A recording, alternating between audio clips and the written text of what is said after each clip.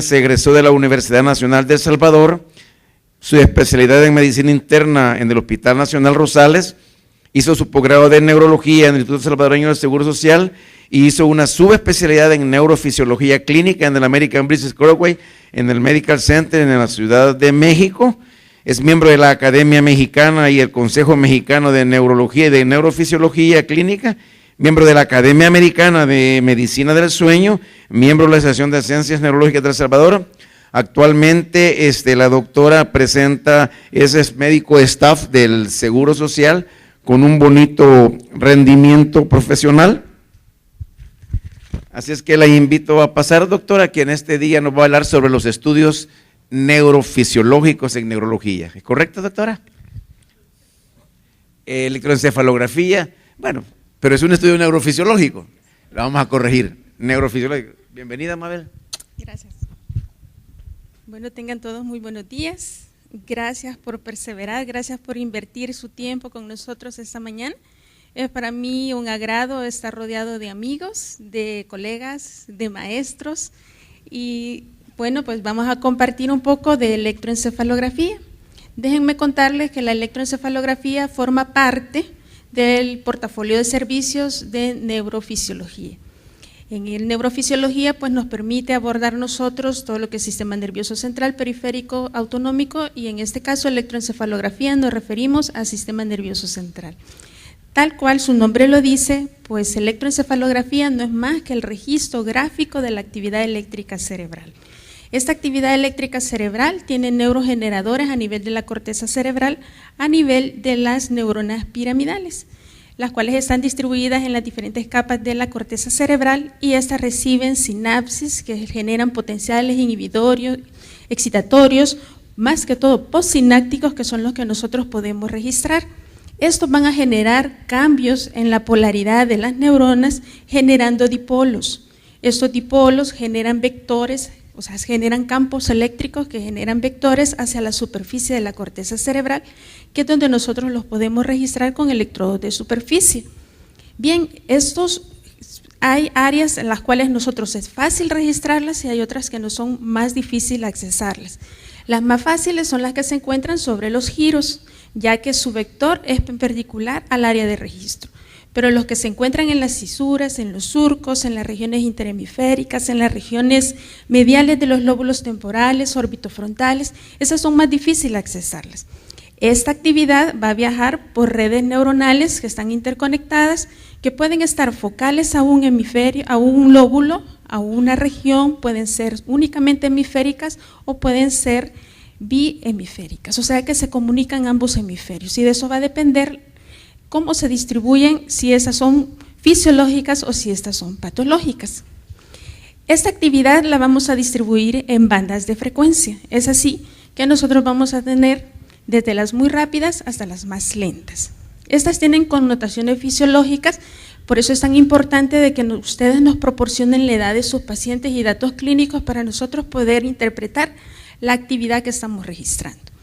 Entonces sí tenemos que la actividad rápida, que va en frecuencias de 14 hasta 30 Hz, esta la vamos a encontrar fisiológicamente a nivel de las regiones frontales, predominantemente, pero también puede ser dominante si nuestro paciente está alerta, atento, tranquilo.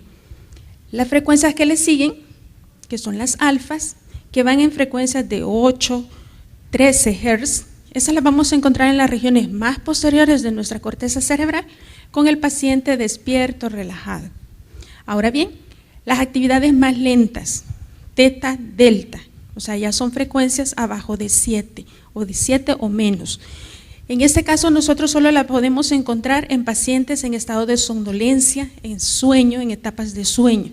Y las más lentas, las deltas, están únicamente en etapas profundas de sueño, o sea, no deben estar presentes durante la vigilia. Por esa razón es importante que las conozcamos. Esta actividad nosotros la podemos registrar a nivel de la superficie con electrodos que han sido diseñados justo para este fin.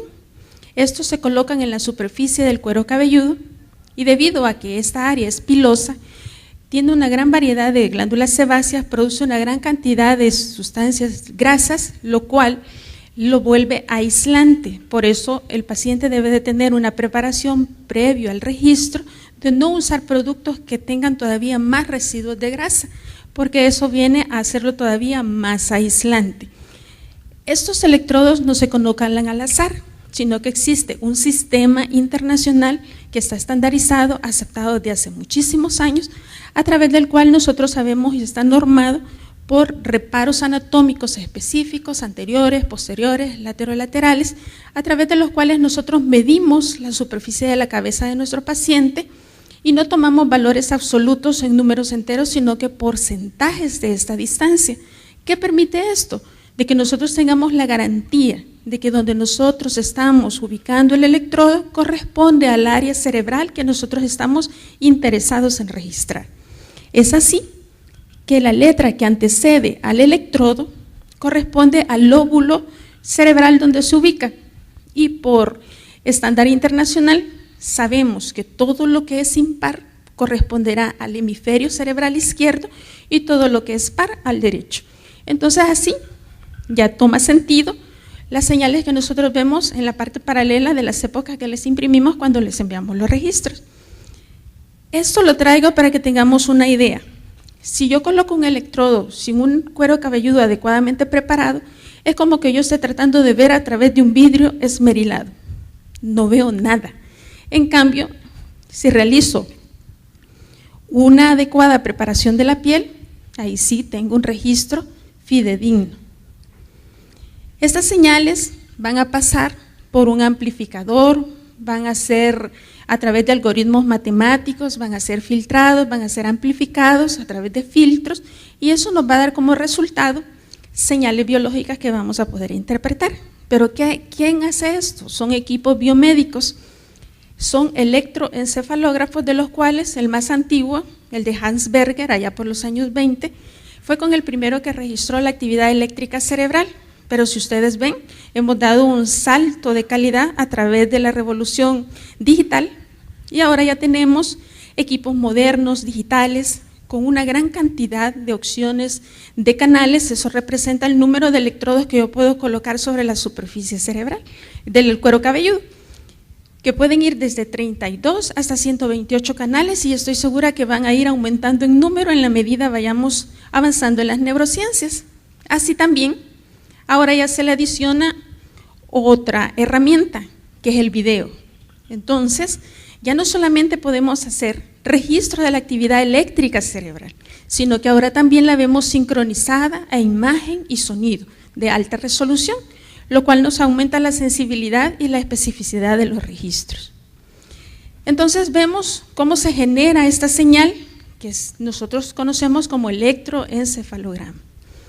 Ahora bien, esto es un electroencefalograma normal.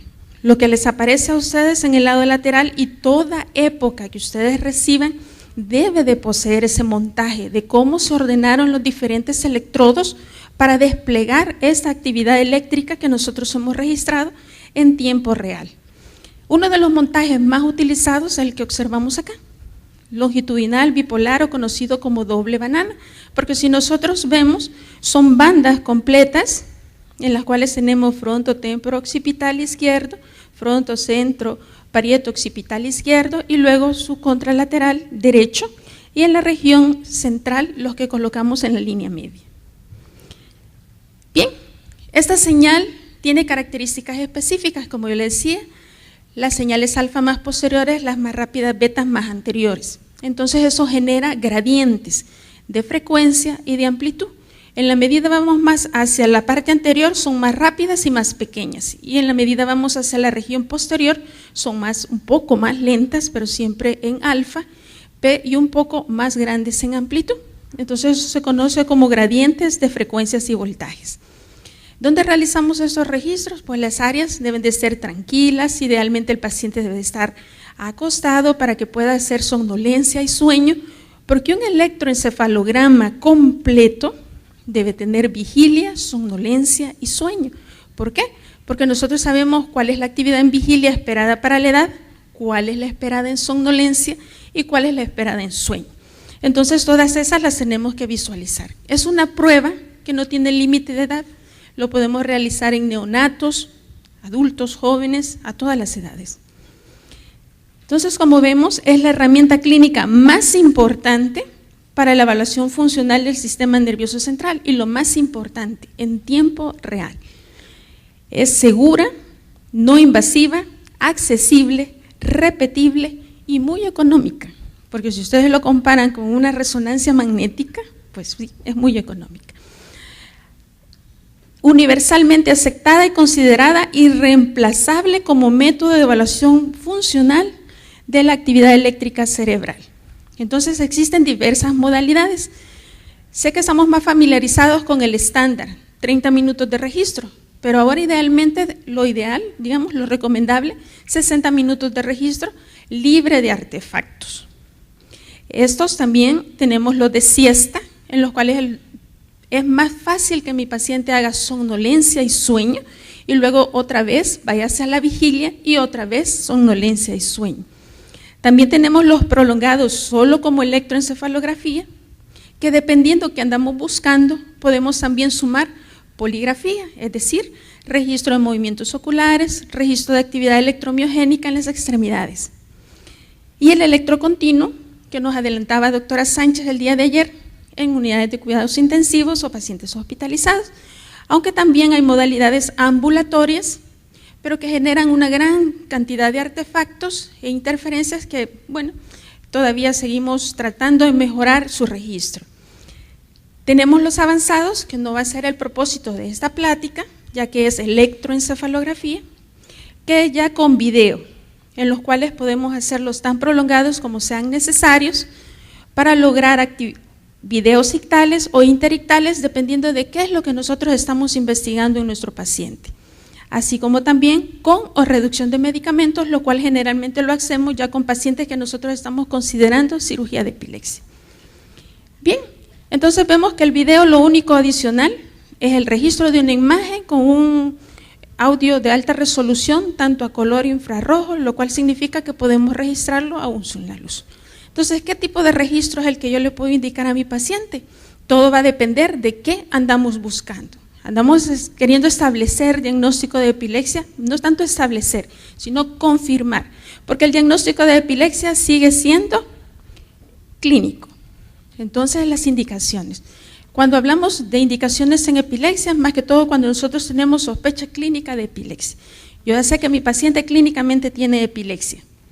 Cuando estamos considerando que el diagnóstico inicial no estamos muy seguros, el paciente ya viene con un diagnóstico, pero a mí la clínica no me convence. Entonces yo trato de registrar si realmente hay actividad epiléptica asociada. Así como también si hay cambios en el patrón de crisis, si quiero clasificar esta epilepsia, el paciente tenía una crisis, ahora tiene 10 crisis, 5 crisis, entonces ahí es un signo de alarma que nosotros tenemos que investigar. Si hay sospecha clínica de estado epiléptico no convulsivo, en alteraciones del estado de alerta o algún dato clínico de nuestro paciente, lo llevamos al laboratorio o lo registramos ahí intrahospitalariamente. En monitoreo de estado epiléptico, como veíamos ayer, clínicamente es difícil nosotros saber, aunque ya se dieron los movimientos, realmente yo ya suprimí la actividad epiléptica cortical. Es bien difícil clínicamente, tengo que hacerle un registro para valorar si solamente es el efecto farmacológico, el reducir la dosis regresa a la actividad epiléptica, por ejemplo. Luego también el monitoreo de la frecuencia de crisis, el efecto de los medicamentos antiepilépticos, porque recordemos que son antiepilépticos y no antiepileptogénicos, o sea, nos van a modificar la actividad epiléptica, reduciendo frecuencia, densidad, duración, aunque no desaparece, así como cuando consideramos el retiro. Ya hay estudios en los cuales está bien establecido que un electro anormal con presencia de actividad epiléptica aumenta el riesgo de recidiva de crisis cuando mi paciente le suspendo o le reduzco los antiepilépticos. Así como también el certificado de permisos de conducir, que a nivel nacional al momento no contamos con una legislación, pero esperamos trabajar lo suficiente para lograrlo. Entonces, idealmente, Si nosotros el diagnóstico es epilepsia, el electro se debe desarrollar en las primeras 24 horas posterior a la crisis. Eso aumenta la sensibilidad de encontrar en un registro corto actividad epiléptica, no menos de 48 horas, idealmente en menos de 24 horas. Eso le aumenta la sensibilidad hasta un 51% a los pacientes. Y recordemos también de que si el electro es normal, eso no significa que mi paciente no sea epiléptico. ¿Pero qué me hace epiléptico a mi estudio? La presencia de grafoelementos epilépticos, que son estos, puntas, ondas agudas, ondas lentas o complejos entre ellos. Eso es lo que me hace epiléptico. Y recordemos que cuando tomamos un electro tenemos 50 y 50 de posibilidad. 50 normal, 50 anormal. Eso significa que si mi paciente tiene una crisis y el electro es normal, su chance de recurrencia es del 27%. Si es anormal pero no epiléptico, se sube al 37%, pero si es por anomalía epiléptica, o sea, grafoelementos epilépticos, el riesgo se aumenta a un 58%. Y si repito la prueba y persistentemente es anormal, aumenta pues la sensibilidad hasta un 77%. Pero si tenemos ya nosotros 3 electros normales, pues mejor cambiar de modalidad de registro. Estos son electros normales y patológicos, por cuestiones de tiempo los vamos a pasar un poco más rápido. Ahora bien, cuando nosotros estamos hablando de registros, cuando no estamos pensando en epilepsia, pues una de las causas más frecuentes son las crisis psicógenas no epilépticas, que son muy frecuentes, aunque aún en pacientes con diagnósticos de epilepsia pueden coexistir. Alteraciones de la conciencia, encefalopatías, demencias, enfermedades cerebrovascular, cambios paroxísticos del comportamiento, síntomas psiquiátricos paroxísticos, coma y muerte encefálica. Solo así muy rápido por cuestiones de tiempo les voy a mostrar este video en el cual pues, mi paciente está sufriendo una crisis psicógena no epiléptica con movimientos rítmicos en su miembro superior derecho sin cambios electrográficos.